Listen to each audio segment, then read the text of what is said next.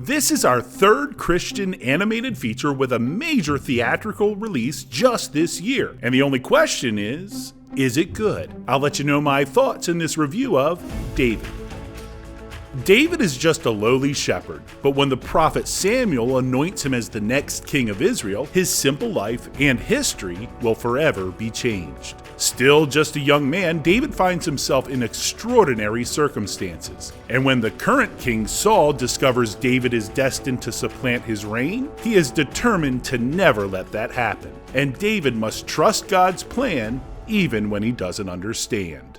David is another film distributed by the polarizing Angel Studios. While some Christians have concerns because of this studio's Mormon roots, let me just clarify, they are a distribution company. They are not the creators of the films they release. So while many of the films they distribute are faith-based, they're not necessarily Mormon. In this specific case, David was in production with Dallas Jenkins, best known as the creator of the hit TV series The Chosen, as well as a South African Christian company, Sunrise Animation Studios. In a really long, complicated story, Jenkins relinquished the rights to David back to Angel Studios for distribution. All that to say, this is clearly a Christian production of one of the most famous stories from the Bible. Enough business, let's talk about the film itself.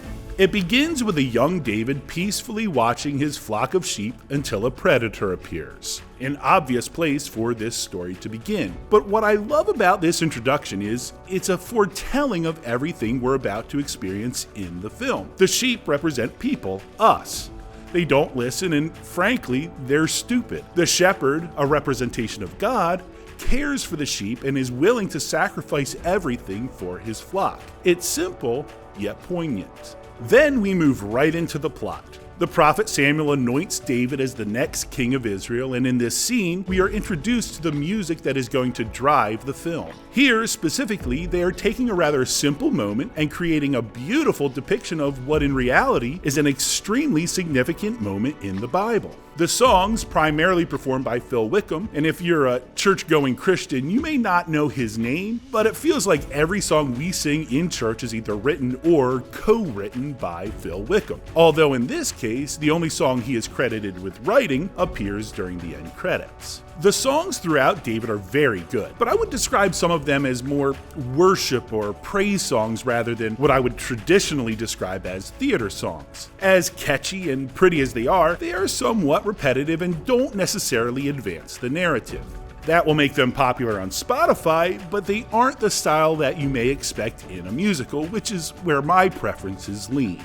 Along with the quality music, David features animation and art design that at times are breathtakingly stunning. Specifically scenes of nature, whether it be a sunrise on a dewy morning or a battle in the evening haze, and one specific chase scene lit only by torches that is absolutely amazing. And it's not just the visual artistry and slightly exaggerated character designs that are impressive. The motion in each character in David is amazing. Using keyframe animation rather than motion capture, over 400 artists brought these many characters to life. I specifically could not take my eyes off King Saul every time he was on the screen. His large body looms as his fluid motion demands respect while simultaneously inciting fear.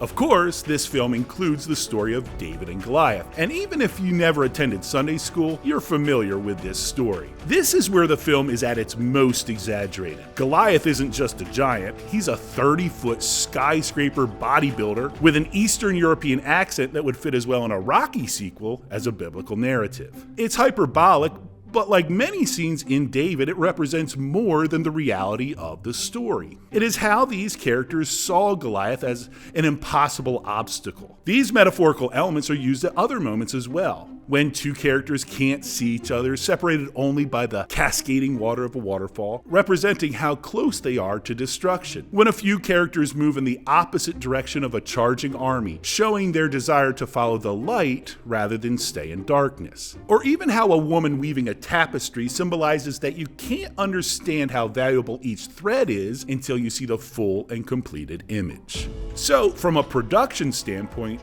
David is excellent, but because of the copious amount of content included in the story of David, the film feels condensed. Whether it be David's relationship with Jonathan or the heroism of his mighty men, there are several key aspects of this story that either feel rushed or are excluded altogether. Also, the story ends on a high note, so we don't even see some of the major downfalls in David's life. And in the film's defense, they have to do that. You can't include everything, but when it's the Bible, these decisions to include or exclude moments are going to be noticed, and depending on the audience, it may impact their appreciation of the overall product. For me, as much as I loved every technical aspect of the film, the rushed story structure and where it concludes made the film feel unfinished and left me a tad dissatisfied. So I will give David 3.5 stars out of 5, which is very good, but for those that don't know the full context of David's story, I think there will be some confusion and some very key aspects of the story may be unclear.